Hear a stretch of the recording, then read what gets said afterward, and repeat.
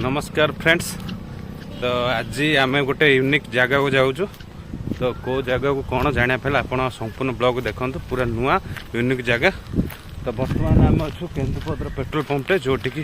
सान भाई जाइए पेट्रोल पंप पकईकि आसला आम बाहर से जगह को। तो फ्रेंड्स आज जो जगह को आम जाऊँ से जगह हूँ माने भंजनगर 30 किलोमीटर, आस्कारु गोटे 15 किलोमीटर और ब्रह्मपुर आपण मैंने आसीपारे गोटे 50 किलोमीटर। तो सान भाई एजाएँ आहरी आसनी। तो देखा से आसिले से जगह को बाहरी जावा माने आपण मानू जन दूसरी से गोटे हूँ यूनिक नलकूप से नलकूप दे पाखक जावा। तो देखा कौन होमती से नलकूप। तो सांग मैंने आम तो बाहर भंजनगर साइड रू जेहेतु आम घर तो भंजनगर साइड रे आम भंजनगर साइड रू बाहर आ सान भाई तो आसनी। तो मुझे चली चली बाहर सी आसू जिते जाए तो ब्रह्मपुर भंजनगर आसवा रास्त तो गोटे 50 किलोमीटर पड़ो बेणापाट आ माने पाखापाखि केन्दुपदर पूर्वर पड़ो बेणापाट आ बेणापाट गाँव में अच्छी से जगह। तो बर्तमान से जावा आ देखा कौन रही से आसला सान भाई आ सियाड़ कड़े जाइए सेपटे मुझे तो फोन लगुच फोन भी बिजी अच्छी कहली बेणापाट टे जा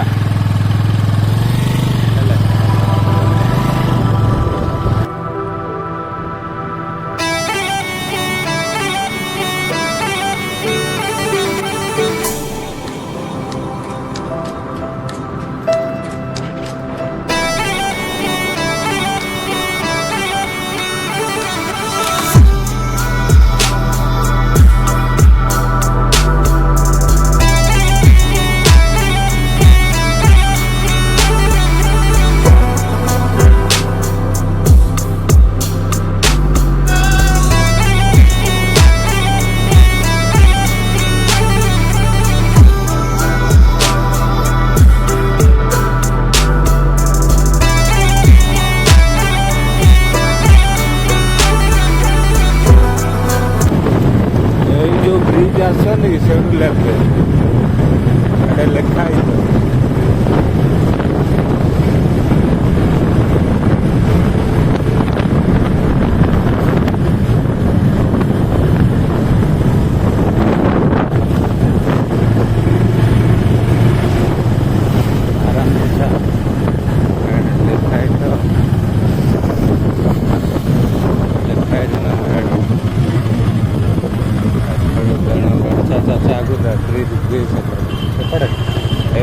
आगू ब्रिज लेफ्ट साइड था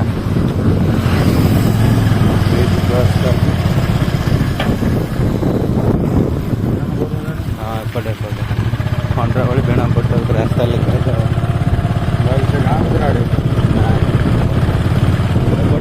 आगू जो न जना पड़ो पचार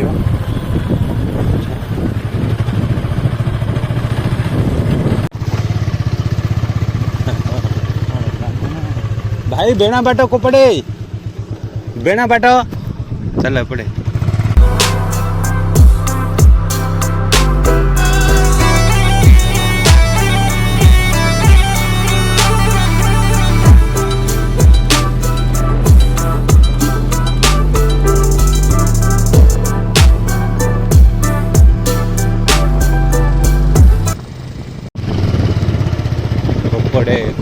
खंडरावली ये कौन लिखा है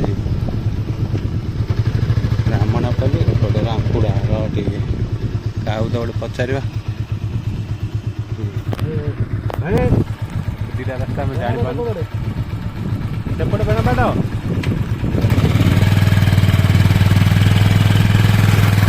2 किलोमीटर ये केते किलोमीटर हम अच्छा ठीक है।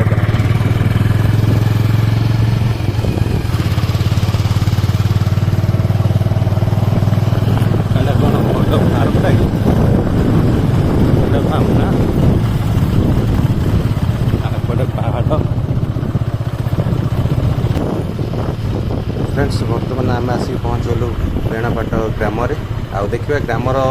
पूरा शेष भाग अच्छी जो नलकूपटी मुझे कहती। तो बर्तमान जावा से देखा चलतु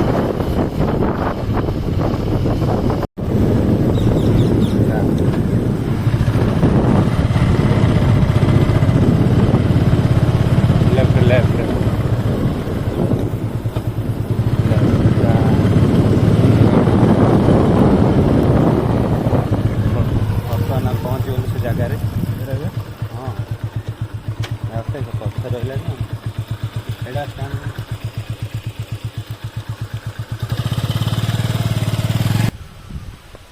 आम पहुँची आईचु से नलकूप पाखे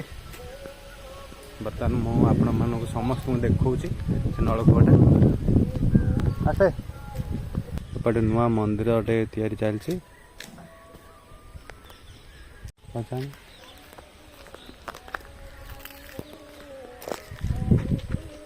तो मौसी यहाँ पानी बाहर कि केबेठू 15 दिन है खरा पाई ना कौन खरा दिन जो बोधे बाहर नहीं आम आसी देखापी कि अलरेडी पाइप रू पानी ही बाहर नहीं पूरा फेल आ तो रोहितर मोर आसलु देखापी नलकूटा जो नलकूर ना हैंडल अच्छी ना कौन तो देखो से नलकूर पानी आसला पुणी गरम पानी हाँ बोधे कौन प्रोब्लेम जो 15 दिन है पानी आसनी एपटे सब देखो ये सब पूजा पूजा समस्ते कर सब ये सब गछ पचर सब पूजा कर जेहेतु ये गरम पानी ऑटोमेटिक आसता ना हैंडल ना कि किसी ना ऑटोमेटिक पानी आसता कि आज किसी दिन है बहुत पानी आसुनी 15 दिन है एपटे टांकी फांकी सब तैयारी एपटे नुआ गोटे शिव मंदिर भी तैयारी चलती ये ऑटोमेटिक पानी आसूला से शिव मंदिर भी से अनुसार तैयारी चलता किंतु एबे पानी आसुनी लोग फूल फूल सब दे पूजा कर आसबनी एपटे सब तुलसी गछ फच सब अच्छे सब लोग पूजा करते किंतु आज आज आम आसी देखापी कि फेल होगा ना पानी बाहर ना कौन तो आम आसी बेणापटा गाँव को देखापी ये नलकूर विशेषत्व अच्छी कि गरम पानी आपे आपे आसला पुणी बिना हैंडल रे गरम पानी बाहर था पाखापाखि 40 वर्ष तले यहाँ खोलाई तार लिंक रही तप्त पानी सहित लिंक रही एठू पाखापाखि 110 किलोमीटर दूर में तप्त पानी तो से उष्ण प्रसवण पानी लिंक रू एठू आसुता गरम पानी किंतु एजाएं पानी आसुनी कौन है आम पूरा भंडूर होगा माने आपण मानक देखा था किंतु आमर आज ब्लॉगटा कह गले पूरा फेलर होगा आपण मानक मुझे देखे पारे तो बहुत ये लगे माने बिना हैंडल रे गरम पानी ऑटोमेटिक आसता है किंतु आज बंद है तो से जाओ से जगह पहुँचे आपण मानक देखे पारे भाई जन आस पचार कौन है भाई आ पानी बाहर नहीं एठू खरा दिन बंद पुणी अन्य दिन वर्षा दिन है आउे पुणी ऑटोमेटिक बाहर ना आपे आपे गरम पानी तो आम देखापी आसलु कि बंद हो जाए देखो ये हूँ से नलकूप ना हैंडल अच्छी ना कौन ये आपे आपे पानी आसला पुणी गरम पानी शीत दिन ये पूरा गहली जमुला लोक मैंने गाधेवाई किंतु आज पानी आसुनी कि कहीं ना माने शीत दिन ये आसर जमुला समस्ते आसिक गाधेवाई जेहेतु ये आपे आपे गरम पानी आसला तो समस्ते आसिक नलकूर गाधोले जेहेतु मारिया पड़ूना पुणी गरम पानी तो घरे न फुटे जो गरम पानी गाधे ये ऑटोमेटिक आसला तो ये लोक मैंने जमाट बांधुले कि आज पानी आसुनी चल सी कहले खरा दिन ही 2-3 मास पानी आसुनी आपर सब आस पुणी देखा नेक्स्ट टाइम के आसवा किंतु आज तो पानी आसुनी आम देखी पार्लुनि एपटे रही बड़ नदी तो चलते जा एपटे ये गाँ हूँ बेणापटा गाँ आपटे रोचे बड़ नदी पानी आसुनी रे पानी ना ना जो गरम पानी बाहर नहीं आबे आस ना बाहर हाँ टाइम देखी बाहर हौ हौ चल खरा बाहर ना सका गरम पानी आगे बाहर कि गरम पानी बाहर गरम पानी से बाहर गरम पानी बाहर कि कौन है हाँ देखिए आगे आसलु ना बंद जाए पुणी के बाहर बाहर सामान सका 7-8 और रात खरा को बाहर सियाड़े चलथो बोले आसिर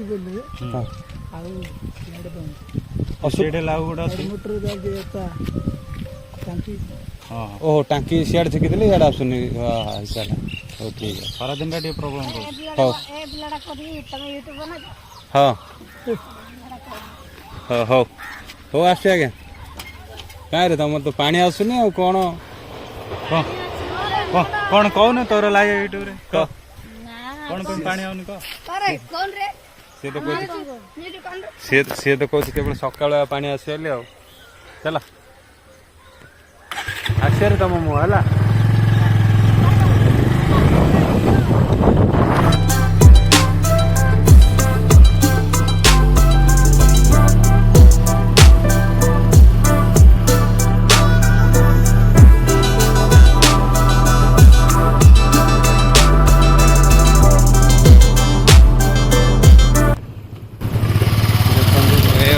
ବଡ଼ ନଦୀ